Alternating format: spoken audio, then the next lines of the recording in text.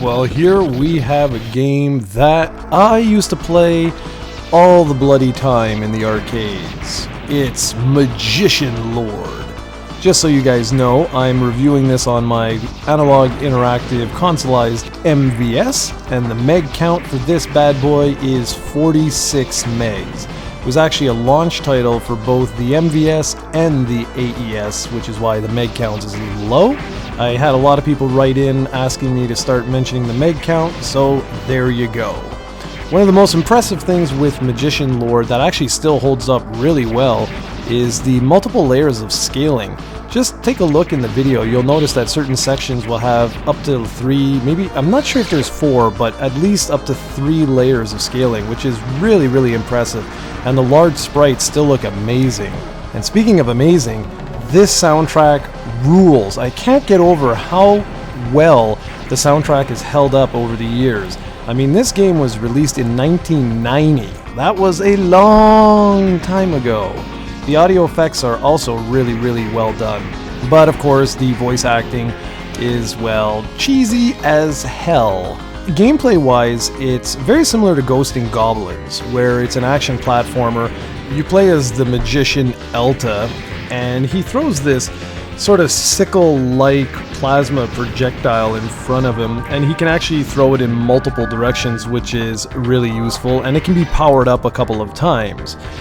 What made this game really unique, though, was the fact that there were transformations, 6 in total. And every time you transformed into another being, you would be granted unique abilities. Now the thing is that these transformations do not last long whatsoever. It pretty much like 2 hits, I think it is, and that's it, you're gone, you go back to your regular magician form. There are a couple things though that haven't quite aged quite as well as I would have liked. Like, for example, some of the level design. It's good, the vast majority of it is really good. It's just that there are sections where, you know, you're gonna die because there's traps and that you just did not know were there because of, say, like some of the scaling or whatnot. You didn't see something above you. Also, some of the enemy spawn points are crazy. They'll trigger like an inch in front of you, making it virtually impossible to dodge. So what does that mean? Well, it means that you're going to be playing this game over and over again in order to actually make any progress. Now, some will love that old school arcade challenge because, after all, this game was designed to eat your quarters, and believe me, it does a very good job of it. But some of you guys will, you'll find it just like, I don't know, a little bit frustrating, I guess. And the only other thing is that the controls are a little bit rigid by today's standards.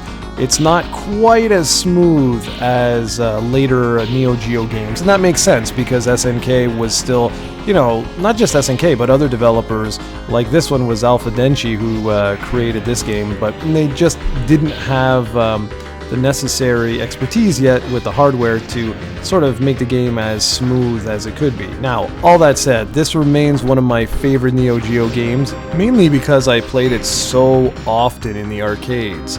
I actually had a birthday where one of my relatives just gave me like a bucket full of quarters, and that was the only time I was able to actually beat the game because it is so damn hard.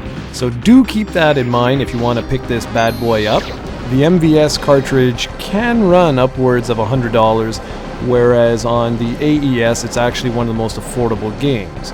It's also available on the Neo Geo CD, and it has been released on quite a few other things like the SNK Arcade Classics Volume 1, which was released on a couple of different platforms.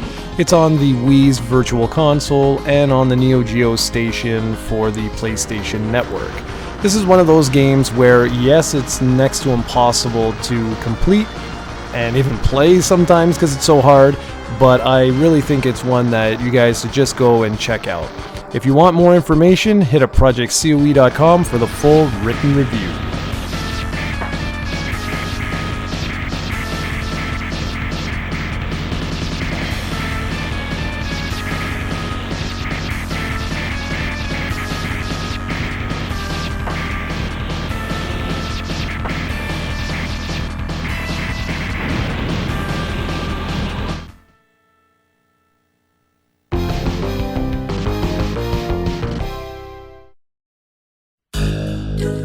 do.